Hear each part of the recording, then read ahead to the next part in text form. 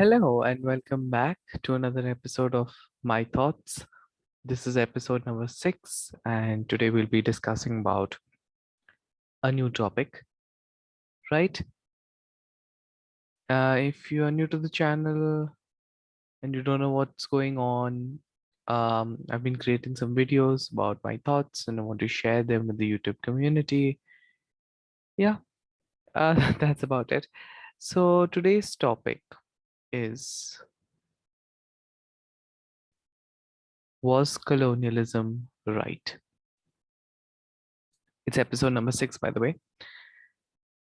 I said in the first video itself, we are going to go to harder topics. So the first video covered, let's say the gym grades. The second, okay, you can say definitely the second one covered a more or less same topic, like pets in malls, right? Not the same, but then a little the same level of difficulty.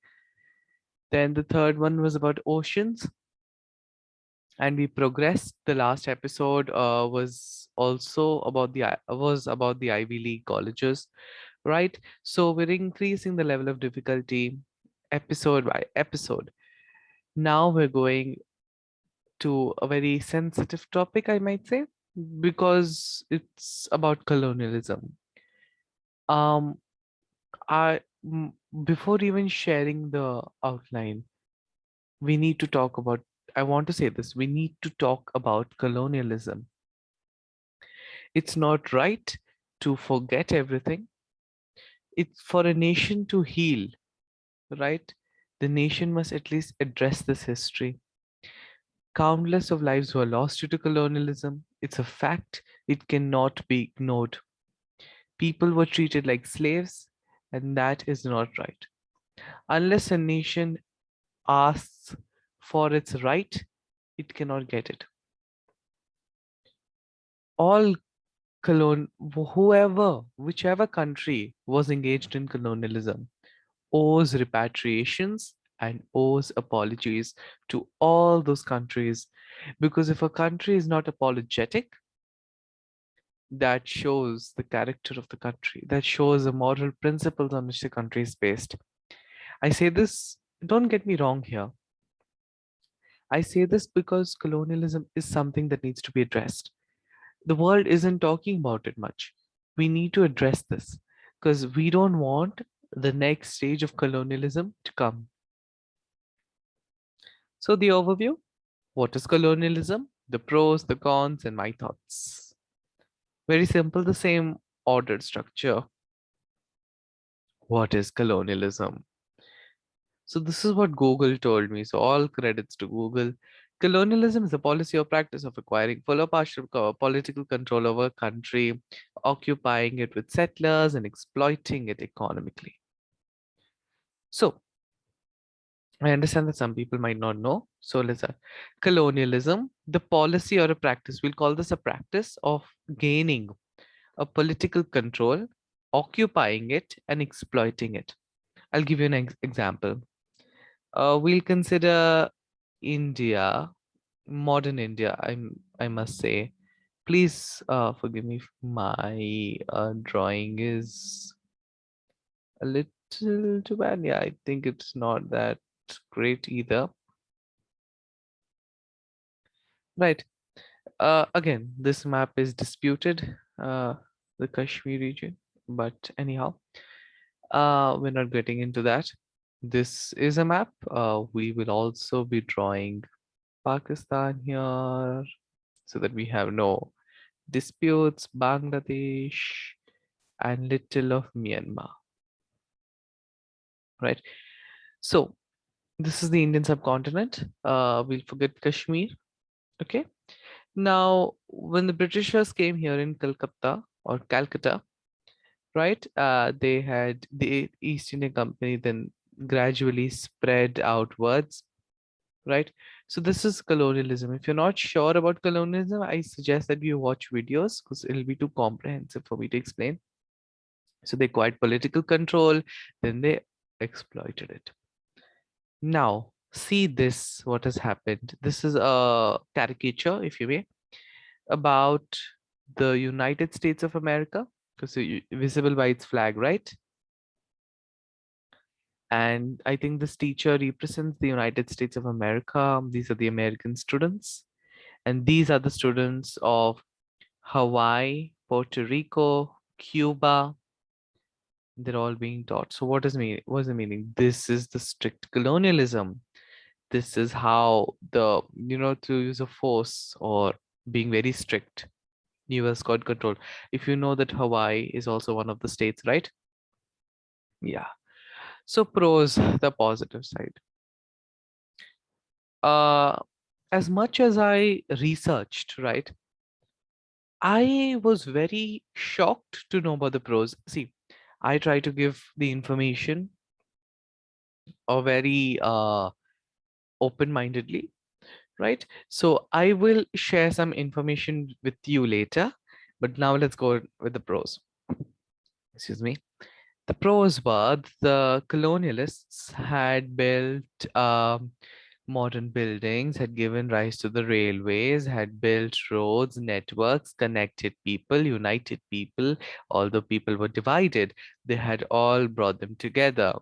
Then colonialism had sought to bring democracy. Some colonial rules had brought democracy in some nations, which is the source of their pride.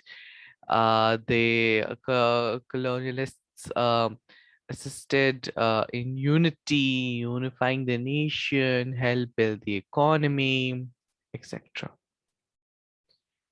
Now, as much as I go ahead with this pros, right, it happens very rarely that I think about these facts.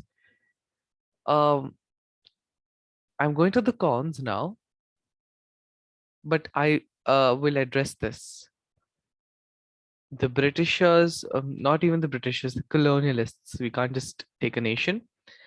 The colonialists had developed roads, railways, and it's important to fact check. They had developed roads, railways, but they had developed it for their own purpose, not for the betterment of people. This is the half truth that they have told and spread. They built buildings not for the people, rather for themselves. They improved the railways, strengthened the economy, not of the colonial country, but not of the country which they were occupying, rather for their own country. These half-sided truths need to be addressed because I want to give the purest of information. You guys already, all of you know that this is what they have preached. The cons. With a very heavy heart, I have to say this. Cons. People were murdered, people were looted, people in the pretext of giving democracy, the colonial powers had forgotten equality, which is ironically the very basis of democracy. They had treated the occupying country citizens as residents or inhabitants as those of second-class citizens. Not only that, but also they killed a lot of people. I'll come back in a bit. I'm back. I'm so sorry. I had to take a brief moment there. Yeah, so coming back to the cons, people were looted, people were killed, people were assassinated for going against the colonial government in most of the countries. Um, the people was subjugated to a lot of medieval practices. They were tortured, they were engaged, they were kept as slaves, believe it or not. It was really a crime against humanity, right? The downside to these were that, and also that they had the colonial countries rather had devalued some of the economies, basically that they had ruined some economies, ruined many fields. um I would give an example of India specifically. um so we'll start. I'm just giving the case of Britain as of now and India so we can understand this a little more clearly. Britain says that it had given democracy to India, right? And during its quote unquote democratic tenure, it had actually passed The Rowlatt Act. The Rowlatt Act sought to do one thing that's very important to basically, I'll tell you, the Britishers could arrest any person, okay, and keep them in jail for 2 years without a political trial as well. Without the judiciary, they could arrest people if they suspected, quote unquote, suspected, and keep them in jail. That is very democratic on behalf of the British. I don't want to express emotions, but then if someone is lying, why? Till date, Britain did not repatriate or give India any money. Okay. Uh, India was very self-sustainable. It had cultivated. When I talk about India, I'm talking about that time India, the British India, where include Pakistan, Bangladesh, and these countries. That time, farmers used to grow, cultivate their own crops for self-sustenance, or they used to practice sustenance agriculture. Suddenly, they were pushed to commercial agriculture, which led to a havoc in supply chains. Um, it was not, this is just the tip of the iceberg. There are a lot of instances. You can talk about the Simon Commission, you can talk about the Vernacular Press Act that had been introduced. You can also definitely talk about how people struggled during that in provinces such as Madras, which is now rightfully known as Chennai, then Calcutta, now Kolkata, Bombay, which is now known as Mumbai. I'm sorry for releasing all these emotions. It's because I cannot tolerate misinformation, right? And it hurts the furthermore, it stings rather that the governments are peddling such misinformation that they had introduced democracy. They had not. Okay, even if they had, okay, okay, they might have given the formal structure as we know it today. But what they did under that tenure, can that be ignored just because you gave us democracy? That's the only argument that the Britishers hold on to. Anyhow, let me give you a fact. For this fact, we'll watch a news report by Beyond News in their prime time show Gravitas. So the British had looted an equivalent of $45 trillion from India. So let's hear this news report. Okay.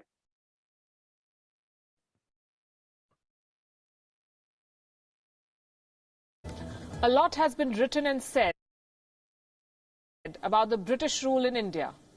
If you read their version of history, you would think that the British Raj was the best thing that could have ever happened to India. But the fact is that the British looted India. A greedy and racist British Raj financed its industrial revolution by robbing India, and now there is more data to prove it. A study by Indian scholars reveals stunning numbers. The British looted as much as $45 trillion. Let that number sink in. 45 trillion dollars between 1765 and 1938. Just so that you get a sense of how big this sum is, let me give you another figure. The amount of money that the British looted from India, $45 trillion, is 17 times the current GDP of the UK. 17. That's how much India, which used to be one of the richest countries in the world, was reduced to one of the poorest. But defenders of the British Raj would argue otherwise. They claim to have given India democracy, a free press and the rule of law. They claim to have built the Indian railways, taught Indians how to speak English and even play cricket. A British research company, in fact, asked the citizens of the UK about this in 2014. What they found is astonishing. Nearly 2/3 of British citizens feel that the empire was something to be proud of.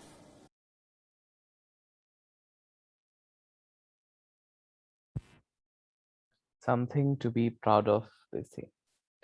Anyhow, um, this is what I wanted to say. Let's go to my thoughts so I can express all of this, right? My thoughts. It's sad that colonialism is something that countries think it's supposed to be education system in countries like Britain is heavy. It's the truth. It's heavily influenced by colonial ideology. Their education system is corrupt. I use this word with I'm feeling very sad to say this, but then it's true. If a the people in Britain, they don't even know what the British rule had done to India. It's a very sensitive topic, and I feel very outraged because, see, there are countries like Canada who apologize for something that they did not do. I'll not go into the details. One time a boat sank, I guess, had Indians. The Canadians, I think there was something that they were related with. I think maybe it sank because of that. The Canadian Prime Minister apologized. Here, when the crime is explicit, they don't want to apologize. It's shocking.